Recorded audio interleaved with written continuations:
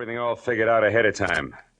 Yeah, but it ain't very hard, Marlowe. Especially when the guy you're after shouts it all to a desk clerk. My era. Yeah, which leaves just the three of us. Real cozy like. 3? You, me, and 120 grand here in this bag. You're way off base, brother. This bag's got papers in it, nothing more. They belong to a businessman. I said something? Yeah, sure. Very funny.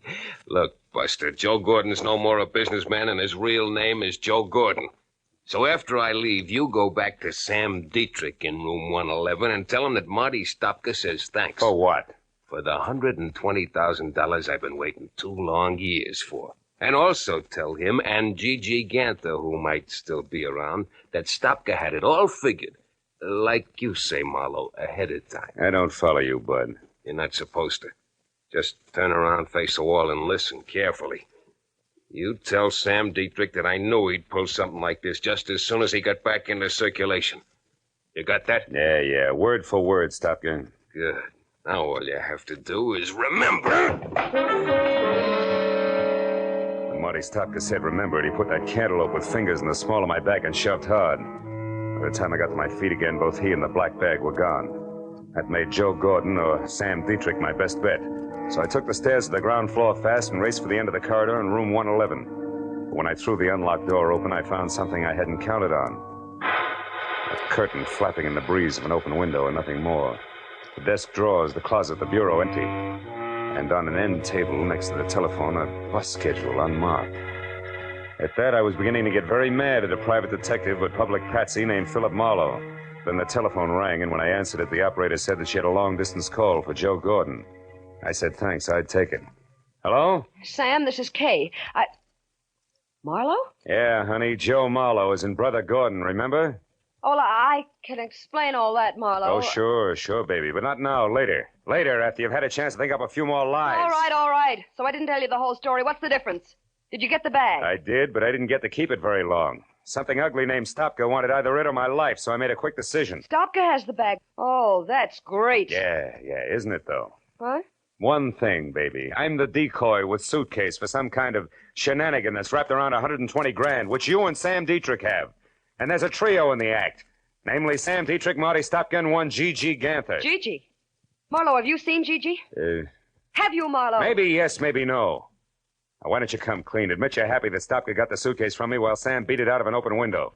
That my part of the job is over with. Come on, baby, talk. All right. I'll make it short and to the point. You got $200 for doing nothing. Out of that, 60-odd went for an airplane ticket. The rest is yours, right? Go on. There's no need to, Marlowe. I'm finished, and so are you. So why don't you just be a good fella and keep the change? So long, sucker. When Kay Gordon hung up, I slammed the phone down, counted 10 twice. I went back to the unhappy business of getting mad at Marlowe. But again, I was interrupted. This time, it was a newspaper, the Phoenix Herald, sticking far enough out of the wastebasket under the telephone to expose the date line, which made it exactly a week old. I picked it up and saw the 2 inches of story circled in pencil and slugged. 5 released from state penitentiary.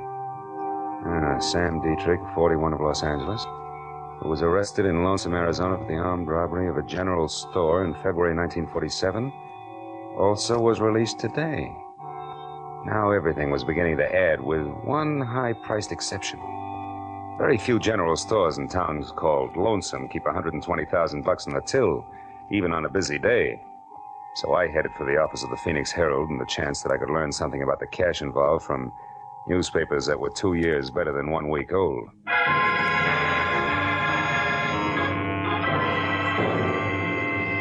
"30 minutes later, I was in the back shop of the Herald receiving facts willingly supplied by a sandy-haired linotype operator with a sad face who had never heard the word forget. That's right, mister. It was the Second National Bank and Land Company here in town. Held up at 1:10 p.m., February 7, 1947, by 3 men who took $120,000 in unmarked 10s, 20s, and 50s. One was badly wounded in a running gunfight, but they all got away clean. No arrests, no suspects? Other than the usual rigmarole of trying to pin the job on every 2-bit stick-up man hauled in the next 6 months, no. Anything else? No, thanks. I don't think...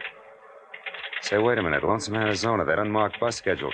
Tell me, do you happen to know where something called Lonesome is? And if so, how a guy could get there if he doesn't have a car? Sure. It's 87 miles west of here, and the bus will do the trick. But not anymore today. Oh.